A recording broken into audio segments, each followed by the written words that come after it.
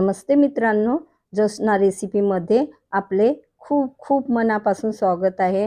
आज आपण मटकीची उसळ कशी बनवायची ते बघणार आहोत। खूप मस्त बनते ही आणि चिवड्यासोबत आणि उपम्यासोबत किंवा आपण पोह्यासोबतही खूप छान लागते खायला ही। तर चला रेसिपीला सुरुवात करूया। मी 1 वाटी मटकी रात्रभर भिजत घातलेली होती। त्यानंतर 5-6 तासासाठी तिला अशी चाळणीत काढून घेतलेली होती। तर त्यानंतर बघा असे छान असे कोंब आलेले आहेत आणि असं चाळणीत ठेवल्यामुळे याचे कोंब तुटतही नाही आणि झाकून छान आपण 5-6 तासासाठी ठेवलेली होती। तर बघा खूप छान कोंब आलेले आहे। चला उसळ बनवूया। गॅसवर मी कढई ठेवलेली आहे, त्यात 2 चमचे तेल गरम करून घेतलेलं आहे। 1 चम्मच जिरं टाकलेलं आहे आणि 1 चम्मच मोहरी टाकायची। जिरं मोहरी तडतडल्यानंतर 1 बारीक चिरलेला कांदा टाकायचा आहे आणि मी कढीपत्ता घेतलेला आहे, टमाटरही घेतलेला आहे एक। आता हे कांदा व्यवस्थित परतवून घ्यायचा आहे आपल्याला तेलामध्ये। बघा कांदा छान परतून घेतला मी थोडा आणि आता आलं लसूण वाटून घेतलेलं आहे मी हे।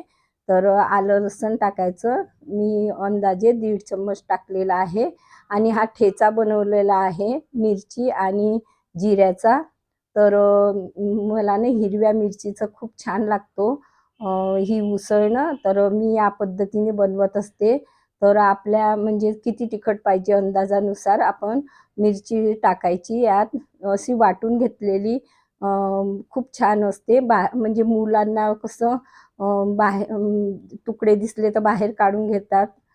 तर हे लक्षात ठेवायचं आहे की हे मिश्रण मिरचीचं आणि आलं लसूण व्यवस्थित शिजलं पाहिजे। बघा मी छान असं व्यवस्थित शिजवून घेतलेलं आहे, तेव्हाच उसळची चवी खूप भन्नाट बनते।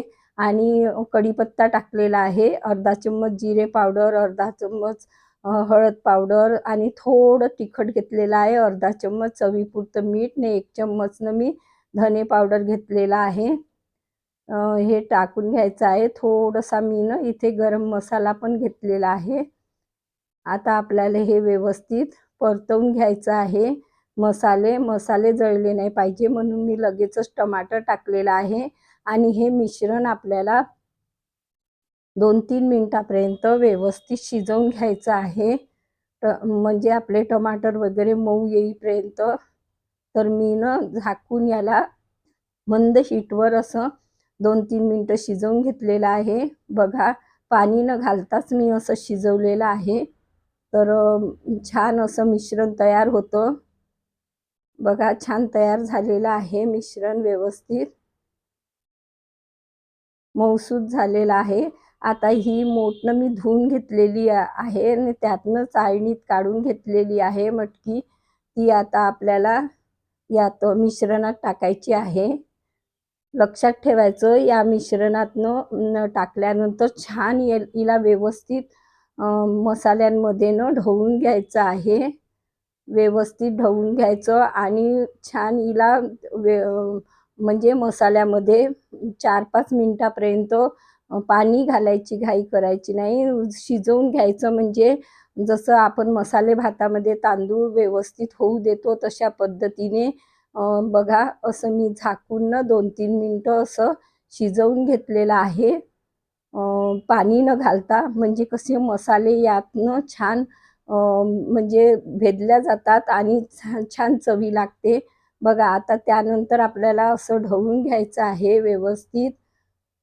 मी असं म्हणजे शिजवून घेतलं, त्यानंतर मिश्रण ढवळून घेतलं आणि साईडने मी गरम पाणी ठेवलेलं होतं 1 वाटी, कारण की मोठी शिजली पाहिजे मटकी आपली।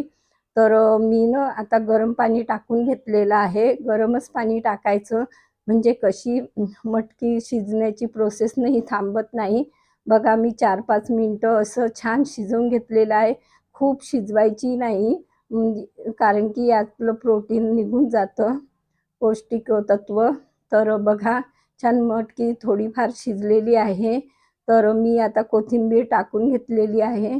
बघा मस्त आपली अशी झणझणीत चमचमीत अशी मटकी तयार झालेली आहे. मटकीची उसळ कशी वाटली तुम्हाला माझी पद्धत? नक्की ट्राय करा आणि कमेंट्स करून कळवा.